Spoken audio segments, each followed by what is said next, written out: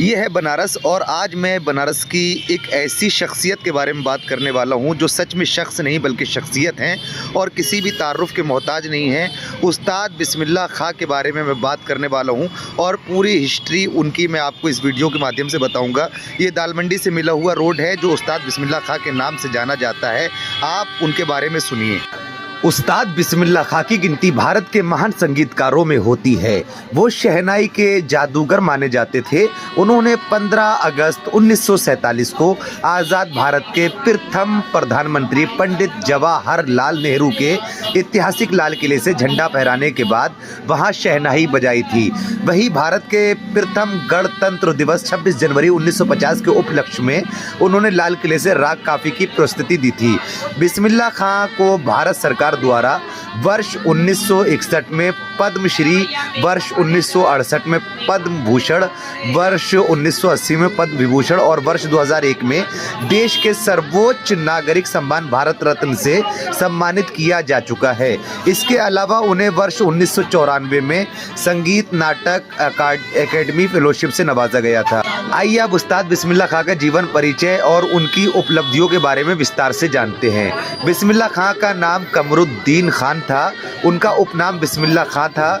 उपाधि उस्ताद के नाम से लोग उनको ज़्यादा जाना करते थे। इनका जन्म 21 मार्च 1916 में हुआ था और इनका जन्म स्थान बर्थ पैलेस डुमराव गांव बक्सर ज़िला बिहार में हुई थी। पिता का नाम पैगंबर खान था, माता का नाम मिट्ठन खान था और पेशा इनका शहनाई वादक थे। ये इनको 4 पुरस्कार 4 सम्मान से नवाजा गया था जिसका तज़किरा मैं ऊपर कर चुका हूँ। पद्मश्री 1961 में, पद्म भूषण 1968 में, पद्म विभूषण 1980 और भारत रत्न 2001 में। इनका निधन 21 अगस्त 2006 वाराणसी उत्तर प्रदेश में हुआ था और इनकी कब्र फातमान दरगाह फातमान बनारस में मौजूद है। भारत के विख्यात शहनाई वादक बिस्मिल्लाह खां का जन्म 21 मार्च 1916 को बिहार के बक्सर जिले में डुमराव गाँव में हुआ था। उनके पिता का नाम पैगंबर खान था जो पेशे से भोजपुर के राजा के दरबारी संगीतकार थे। उनकी माता का नाम मिट्ठन खान था। बिस्मिल्लाह खां के परिवार का संगीत से गहरा रिश्ता था। बताया जाता है कि 6 वर्ष की आयु में वो अपने पिता के साथ बनारस आ गए थे और यहाँ रहकर उन्होंने अपने चाचा अली बख्श विलायती से शहनाई वादन की कला सीखी थी। बिस्मिल्लाह खां शुरुआती में अपने चाचा के साथ स्टेज शो किया करते थे, लेकिन वर्ष 1937 में उन्होंने कलकत्ता के ऑल इंडिया म्यूज़िक कॉन्फ्रेंस में अपनी पहली परफॉर्मेंस दी जिसे बहुत सराहा गया था। इसके बाद वर्ष 1938 में उन्हें ऑल इंडिया रेडियो लखनऊ में अपनी कला का प्रदर्शन करने का अवसर मिला। इसके बाद उनकी ख्याति बढ़ने लगी और वो भारत के साथ साथ विदेशों में भी परफॉर्म करने लगे। बताया जाता है कि एडिनबर्ग म्यूज़िक फेस्टिवल में परफॉर्म करने के बाद उन्हें दुनिया भर में प्रसिद्धि मिली थी। वो America, Canada, United kingdom, Afghanistan, Iran, Iraq, Bangladesh और पश्चिमी अफ्रीकी देशों में अपनी कला का प्रस्तुति दे चुके हैं।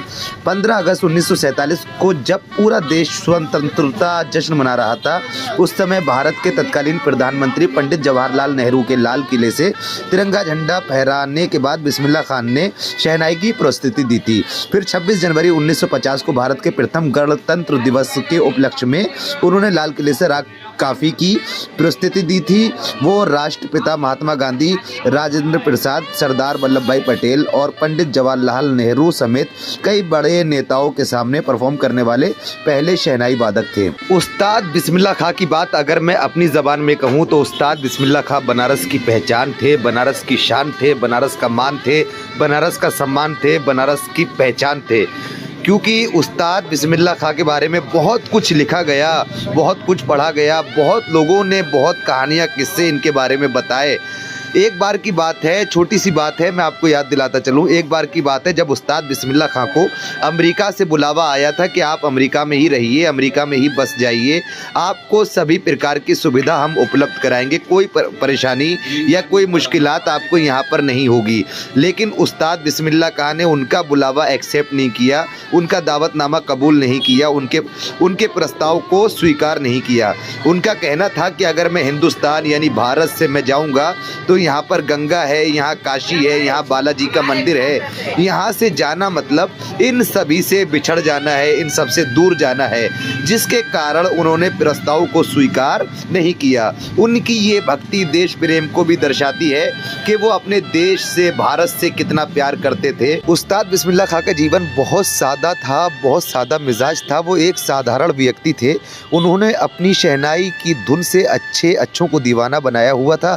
बताया जाता है कि वो शहनाई के रियाज के लिए गंगा के घाट पर जाया करते थे और वहाँ बैठकर गंगा की लहरों के साथ तान मिलाकर शहनाई बजाते थे। बाला साहब ठाकरे भी बिस्मिल्लाह खां की शहनाई के बहुत बड़े मुरीद थे और बिस्मिल्लाह खां की आखिरी ख्वाहिश, आखिरी इच्छा, आखिरी तमन्ना ये थी कि वो इंडिया गेट पर जाकर परफॉर्म करें, लेकिन उनकी ये ख्वाहिश पूरी नहीं हुई। उस्ताद बिस्मिल्लाह खां के बारे में बहुत कुछ लिखा गया है, बहुत सारे किस्से कहानियाँ बताई गई हैं किताबों में भी, और जगह जगह पर उनके फ़ोटोज़, तस्वीरें भी आप लोगों ने देखी होंगी, किताबों में भी, दीवारों पे भी। लेकिन आइए मैं आपको लास्ट के कुछ सेकंड उस्ताद बिस्मिल्लाह खां की शहनाई की वो धुन सुनाता हूँ। इसी वीडियो के माध्यम से आप बने रहिए।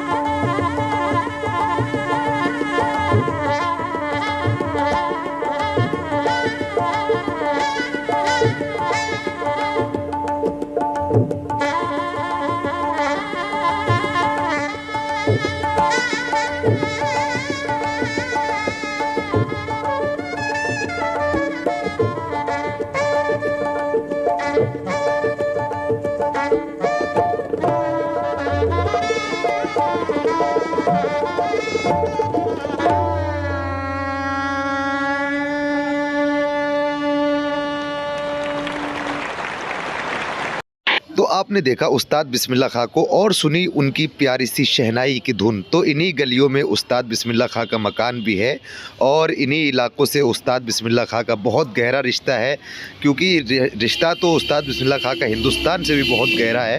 क्योंकि मैंने आपको बताया उनके लिए बहुत बड़े बड़े दावतनामे आए, उन्होंने लेकिन एक्सेप्ट नहीं किया। उनका कहना यही था कि भाई मैं बनारस छोड़कर नहीं जा सकता हूँ, क्योंकि जो कुछ यहाँ पर मुझे देखने को मिल सकता है वो कहीं और देखने को नहीं मिल सकता है। बनारस से उन्होंने बहुत कुछ सीखा है, लेकिन अफसोस इस बात का है बनारस में बहुत बड़ी बड़ी शख्सियतें निकली हैं, बहुत बड़ी बड़ी शख्सियतें निकली हैं, लेकिन आज की डेट में नई जनरेशन हमारे ऐसे ऐसे बुज़ुर्गों को भूलती जा रही है। आजकल लोग जानते भी नहीं होंगे कि उस्ताद बिस्मिल्लाह खां कौन है, आज की नई जनरेशन नहीं जानती होगी। तो भाई अपने बुज़ुर्गों को, अपने भारत देश को, जो यहाँ पर महान लोग थे उनको याद रखना चाहिए, हमेशा याद करते रहना चाहिए, हिस्ट्री पढ़ते रहना चाहिए। Thank you.